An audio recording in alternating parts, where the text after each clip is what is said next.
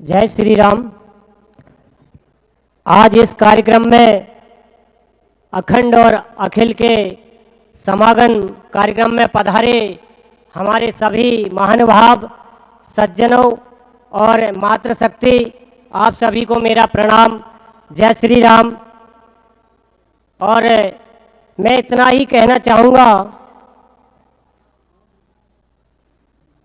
कुछ बिंदुओं पर आगे हमारे दोनों संगठनों ने मिलकर जो एक बड़ी मिसाइल काम की है यहाँ पर, उसके लिए कि दोनों संगठन आगे मिलकर काम करें और किस चीज़ पर थोड़ा सा ध्यान आकर्षित कराना चाहूँगा।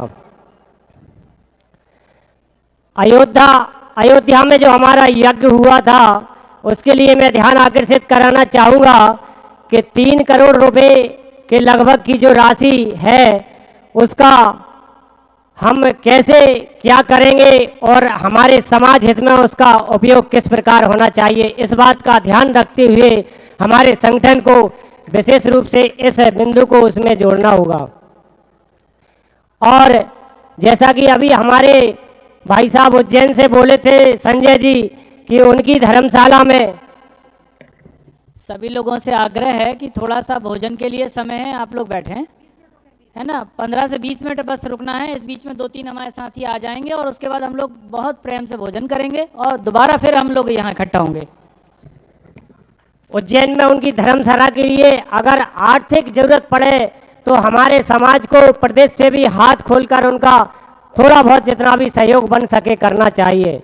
और तीसरा बिंदु मेरा है कि हमारे रघुवंशी समाज में जिस तरह से बढ़ चढ़ कर हम शादियों में फिजूल की जो खर्च करते हैं, उसके लिए प्रतिबंधित करके उस पर कार्य किया जाए और जोर दिया जाए कि कम खर्चीली शादी हो, जिससे हमारे समाज की आर्थिक स्थिति मजबूत हो सके।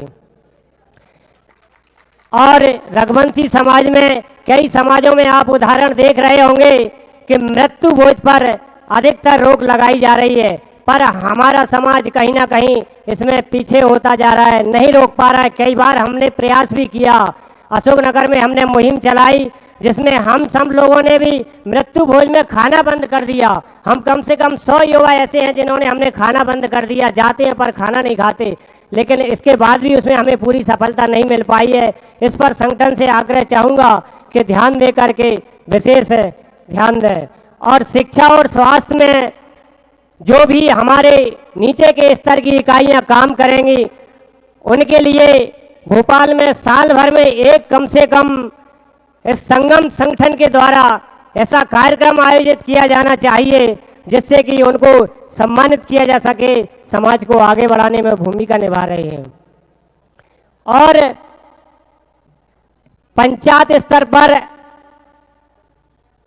जिला पंचायत, जनपद, विधायक सभी बड़े चुनावों में हमें एक होकर दोनों पार्टियों को सहयोग तो करना ही है, लेकिन देखा होगा कि अक्सर ग्रामीण स्तर पर जब पंचायत चुनाव होते हैं हमारे, उसमें हमें बड़ा विवाद रहता है।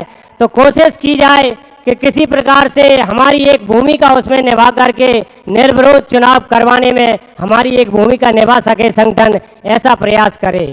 ऐसी मेरी आने वाले हमारे इस संगठन की कार्य योजनाओं में इन बिंदुओं पर विचार किया जाए, ऐसा मेरा आपके लिए एक सुझाव है। बाकी की संगठन में सभी हमारे वरिष्ठ जन ऐसे महानुभाव हैं जो कि अच्छी तरह से जानते हैं कि संगठन को किस प्रकार से चलाना है।